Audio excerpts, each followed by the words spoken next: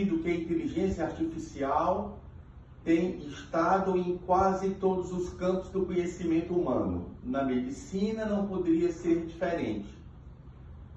Vamos falar sobre um artigo que foi publicado no JAMA Pediatrics, que é o jornal da Associação Médica Americana especializado na pediatria.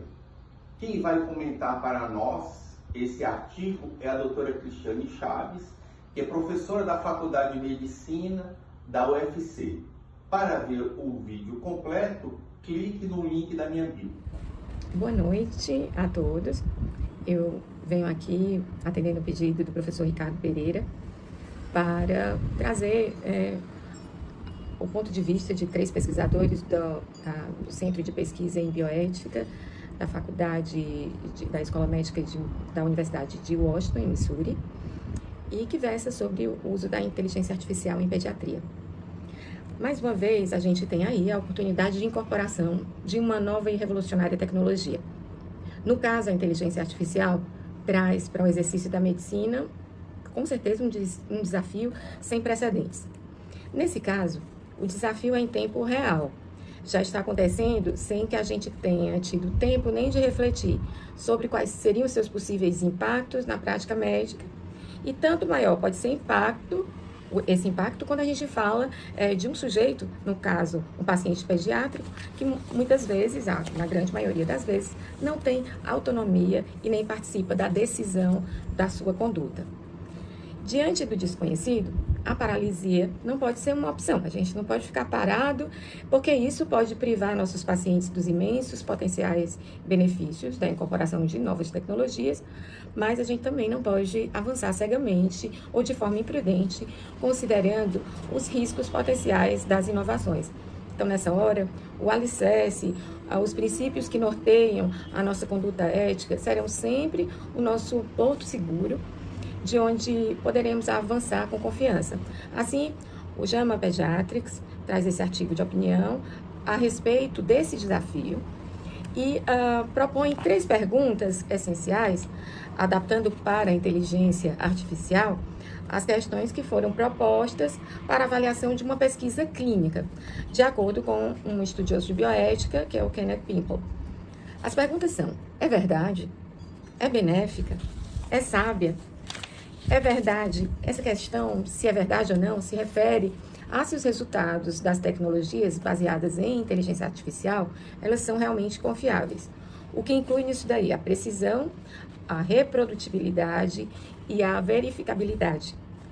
Não se trata apenas de conferir se a inteligência artificial é capaz de responder corretamente às questões de conhecimento médico, respondendo às perguntas de pacientes e ajudando os clínicos na tomada de decisões. A vida real, ela tem demonstrado a imprecisão de muitos estudos, tanto de qualidade duvidosa e consequentes retratações nos próprios periódicos, mesmo se forem publicados, mesmo tendo sido publicados em periódicos conceituados.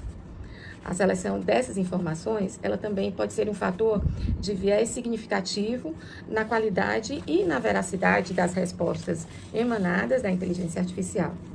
E daí decorre uma disseminação potencial de desinformação pela inteligência artificial, como tem sido verificado, porém pouco apreciado, o que representa um risco muito elevado na ausência de mecanismos efetivos e rápidos de proteção. Então, há necessidade de que se faça um norteamento e também uma regulação desse tipo de disseminação de informação. Sabemos, por exemplo, o dano permanente na confiança nas vacinas, no controle do sarampo, resultante de um estudo fraudulento que foi aceito pela revista Lancet há algumas décadas, mas que permanece fazendo estragos até a atualidade. Então, é difícil esquecer algumas coisas que são maléficas e as boas coisas, elas precisam ser constantemente relembradas. A outra pergunta seria: é benéfica? Essa questão se refere se as tecnologias baseadas em inteligência artificial melhoram a prestação de cuidados de saúde e beneficiam pacientes, famílias, clínicos e ou saúde pública. Em que medida afetarão os relacionamentos clínicos?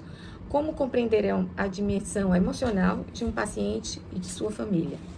Será que isso beneficia o doente ou traz uma desagregação daquele núcleo tão importante que é gerenciado pelo médico, né, na interlocução de uma queixa familiar e principalmente de um paciente que às vezes nem se comunica verbalmente. Pacientes com doenças raras, para os quais temos menos informações, ou pacientes para os quais as dimensões e informações sociodemográficas de uma doença são negligenciadas, são enviesadas, esses pacientes sem acessibilidade aos sistemas de inteligência artificial poderão ter benefícios dessa tecnologia de modo equitativo? Considerando possíveis fragilidades na preservação da privacidade dos pacientes pediátricos, a utilização de inteligência artificial deverá ser precedida pela obtenção de consentimento informado ou pelo menos ser conhecida? E a terceira pergunta é sábia?